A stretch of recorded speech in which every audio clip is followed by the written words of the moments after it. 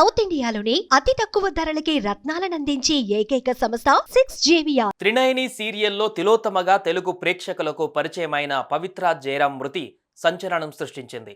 Telugu Kannada serial ఇండస్ట్రీని షాక్కు గురిచేసింది. తన కో ఆర్టిస్ట్ చంద్రకాంత్తో బెంగళూరు నుంచి హైదరాబాద్కు తిరిగి వస్తుండగా ఆమె రోడ్డు ప్రమాదంలో మృతి చెందింది. ఆమె చనిపోయిన 5 రోజులకే చంద్రకాంత్ ఆత్మహత్య చేసుకుని ప్రాణాలు వదిలాడు.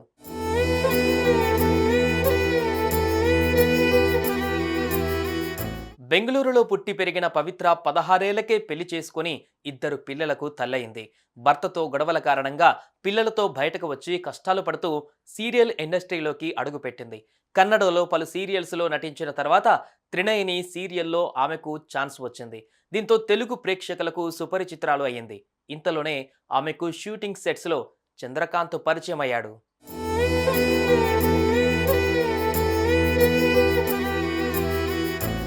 చంద్రకాంత్కు ఇదివరకే పెళ్ళై 2 పిల్లలు కూడా ఉన్నారు. ఇండస్ట్రీలోకి వచ్చిన తర్వాత పవిత్రతో ఏర్పడిన పరిచయం కాస్త ప్రేమకు దారితీసింది. ఫలితంగా చంద్రకాంత్ తన భార్య పిల్లలను దూరం పెట్టి పవిత్రతో కలిసి ఒకే ఇంట్లో ఉంటున్నాడు.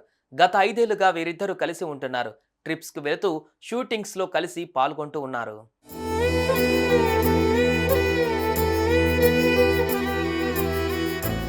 ఈ క్రమంలో కన్నడ సినిమాకు సైన్ చేయడం కోసమని బెంగళూరు వెళ్లిన వీళ్లు తిరిగి వస్తుండగా రోడ్డు ప్రమాదానికి గురయ్యారు.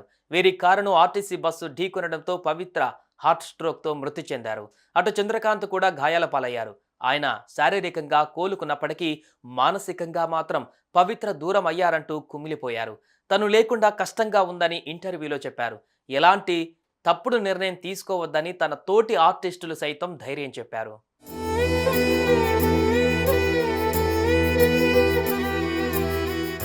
ఇంతలోనే 2 రోజుల క్రితం చంద్రకాంత్ సోషల్ మీడియాలో ఓ పోస్ట్ పెట్టారు.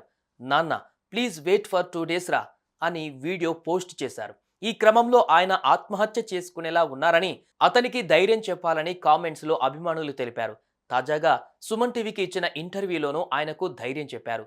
అయినా సరే ఆయన ఆత్మహత్య చేసుకున్నారు.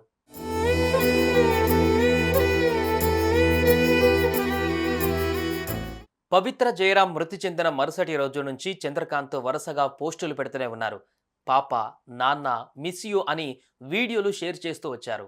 ఆయన పోస్ట్ చేసిన విధంగానే వీడియో పెట్టిన 2 రోజులకే మణికొండలోని పవిత్ర ఇంట్లో ఆయన చున్నితో ఉరివేసుకొని ఆత్మహత్య చేసుకున్నారు.